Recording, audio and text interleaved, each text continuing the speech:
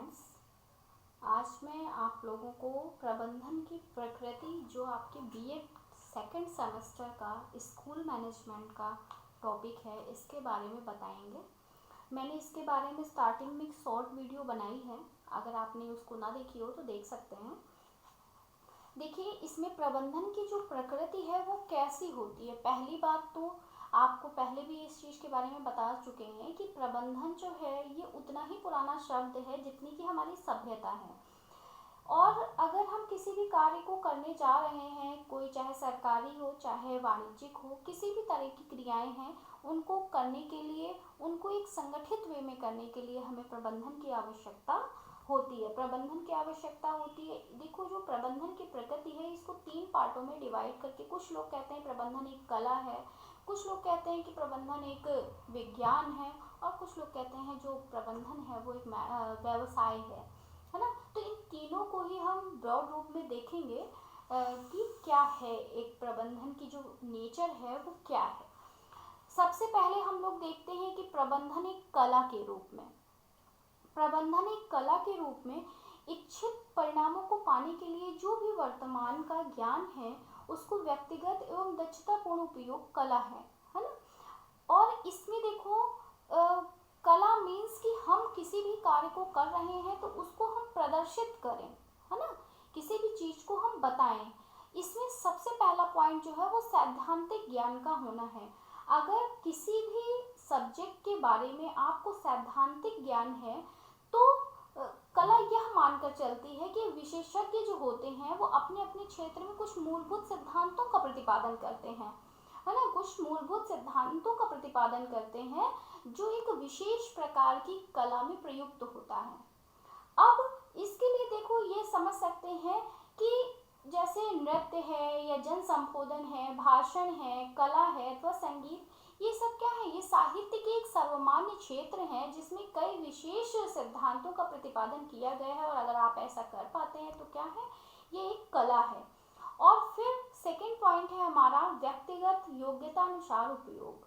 व्यक्तिगत योग्यता अनुसार उपयोग मतलब जो आपकी जितनी व्यक्तिगत मतलब योग्यता है आप उसके अनुरूप ही कार्य करते हैं। मतलब जो भी ज्ञान आपके पास है वो आपका मूलभूत ज्ञान है कि नहीं है, आप उसका उपयोग प्रत्येक अलग अलग व्यक्तियों पे करते हैं, है ना। और उसका जब आप अलग अलग व्यक्तियों पर उपयोग करेंगे तो क्या होगा, वो एक अत्यंत ही व्यक्तिगत अवधारणा होगी।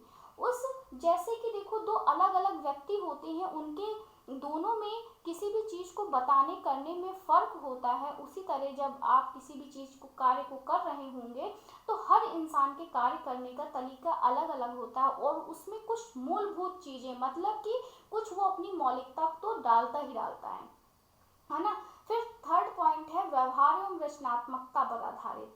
सभी देखो क्या होते हैं, सभी कला जो होती है, मतलब जितनी भी आर्ट्स होती हैं वो बिहेवियरल ही होती हैं, व्यवहारिक ही होती हैं। इसमें क्या है, सिद्धांतों के ज्ञान का रचनात्मक उपयोग होता है। और जैसे कह सकते हैं कि अगर हमारे मान लीजिए आप संगीत के बारे में कहते हैं तो इसमें क्या है, एक संगीत जो है वो 7 सुरों पर आधारित होता है। लेकिन जरूरी नहीं है कि हर संगीतकार, देखो अगर कोई भी चीज सिखाता है तो सिखाएगा तो वही सिद्धांत, लेकिन उस चीज को व्यवहार रूप में बताने में सबका एक अलग अलग तरीका होता है और उसमें कुछ ना कुछ वो मौलिकता अपनी डालते ही है, मतलब अपनी चीजों को उसमें ऐड करते हैं।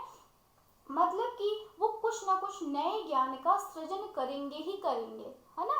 जरूरी नहीं है कि अगर आप किसी भी चीज को सीख रहे हैं तो वर्ड टू वर्ड आप उसी चीज को नहीं बताएंगे, उसमें कुछ अपनी चीजों को भी डालेंगे, अपनी चीजों को ऐड करके, अपनी बातों को ऐड करके, अपने ज्ञान को ऐड करके उसको समझाएंगे, उसको बताएंगे।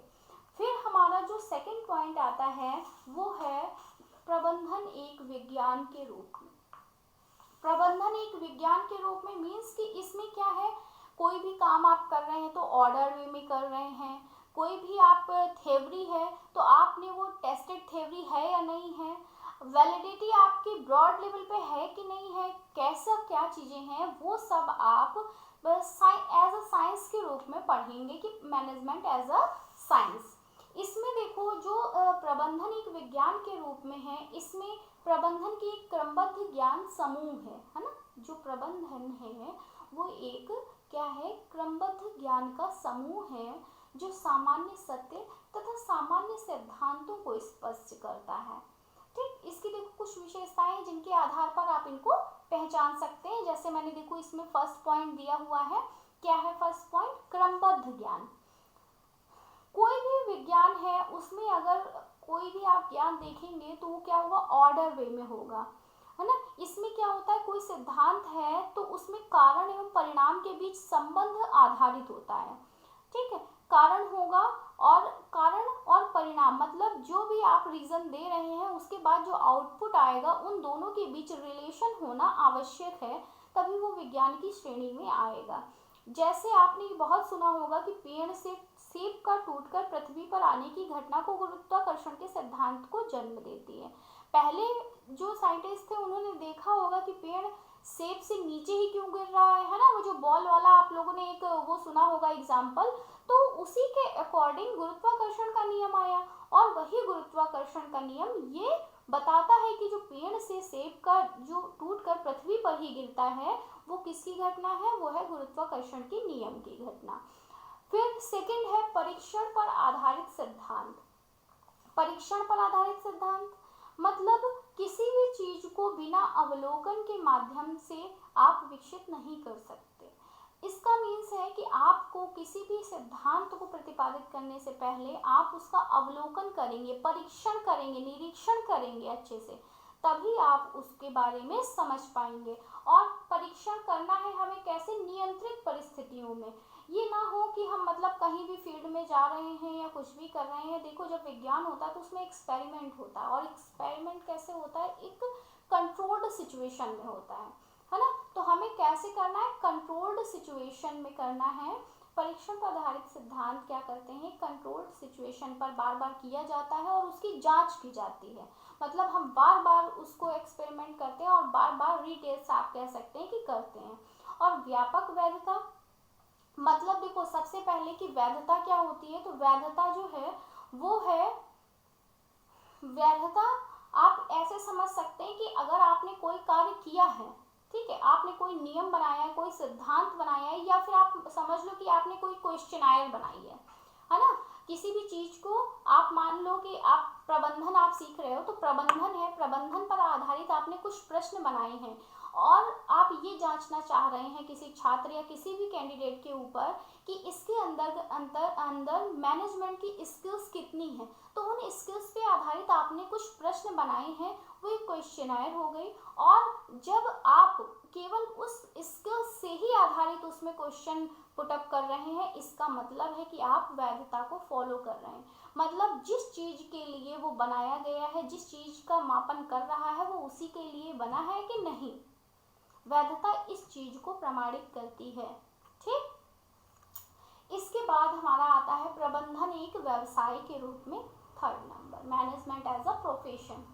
इसमें क्या है, इसमें देखो प्रबंधन एक प्रोफेशन तो है ही, क्योंकि यह भी क्या अवलोकन किया गया होगा।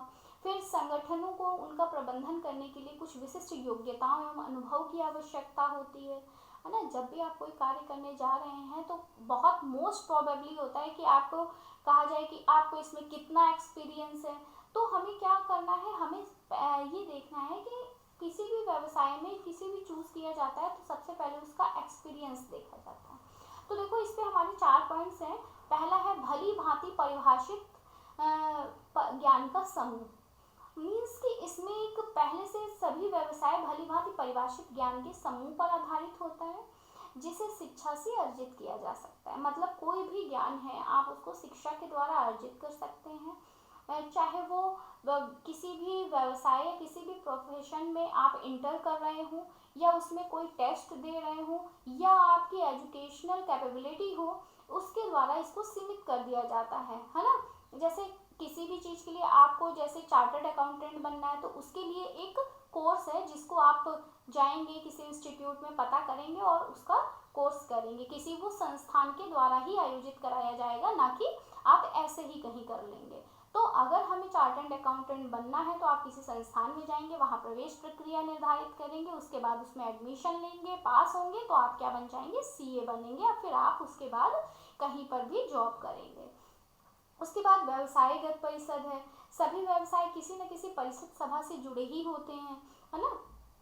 जैसे अब आपने सीए बनने के लिए कहा तो ये भी कैसे किसी न किसी परिषद से जुड़ा हुआ है।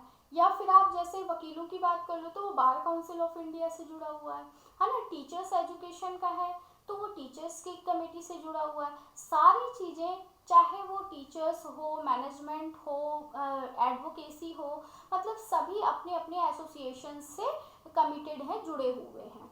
उसके बाद नेक्स्ट है नैतिक आचार संहिता। सभी व्यवसाय क्या होते हैं, आचार संहिता से बंधे होते हैं जो उनके सदस्यों के व्यवहार को दिशा देते हैं। जैसे देखो, नैतिक आचार संहिता मीन्स कि आप किसी कार्य को कर रहे हैं तो उसमें आप बहुत ही ईमानदारी के साथ उस कार्य को करें, उसमें कोई भी गलत भावना के साथ आप उस कार्य को ना करें। जैसे इसमें सबसे अच्छा उदाहरण डॉक्टरों के लिए है कि जब डॉक्टर कोई भी कार्य करते हैं तो उसमें वो शपथ लेते हैं कि हम अपनी पूरी नैतिकता से शपथ लेते हैं कि हम जो भी चीज़ हमारे पास आएगी, जो भी पेशेंट आएगा, हम उसको बहुत ही मेहनत और लगन, ईमानदारी के साथ उसका इलाज करेंगे और उसको स्वस्थ करेंगे, है ना। और फिर लास्ट है सेवा का उद्देश्य। इसमें क्या होता है, व्यवसाय का मूल उद्देश्य जो होता है निष्ठा एवं प्रतिबद्धता है तथा अपने ग्राहकों के हितों की साधना है। देखो, एक क्या होता है कि जब कोई भी चीज़ है, अगर एक दुकान वाला है तो वो ये चाहता है कि जो उसके कस्टमर हो उसकी दुकान पर आए, ज़्यादा से ज़्यादा ग्राहक आए और उसकी दुकान से ही वो संतुष्ट होकर जाए ताकि दोबारा फिर उसी के पास आए। और डॉक्टर भी ऐसा ही करता है, वो ऐसा इलाज करता है, ऐसी चीज़ें वो करता है ताकि जो भी पेशेंट आए वो सही हो जाए, ताकि दोबारा अगर उसको कोई प्रॉब्लम आए तो फिर से वो उसी के पास आए। इसी तरह वकील भी होते हैं कि अगर उनको ये रहता है कि जो भी उनके क्लाइंट्स हैं उनको न्याय मिले, ताकि वो अपने को देखते हुए दूसरे को बताएं कि नहीं ये वकील अच्छा है, ऐसा है वैसा है, तभी लोगों को क्या मिलती है, ख्याति मिलती है, उनको लोग जानते हैं, बताते हैं। आप लोग भी देखिए, जैसे पेटेंट होता है कि हाँ नहीं, अगर हमें ये चीज़ लेनी है तो हमें उसी के पास जाना है क्योंकि वो बहुत अच्छा ये काम करता है। तो उस तरह हमें इन सब चीज़ों को देखना है। इस प्रकार देखिए, आपका जो ये प्रबंधन की प्रकृति है ये कंप्लीट होती है। आप इन पॉइंट्स को समझकर इसके अंदर की चीज़ें लिख सकते हैं। बाकी अगर आपने मेरी बातें सुनी है तो बिल्कुल आप इसकी अंदर की चीज़ों को समझ गए होंगे।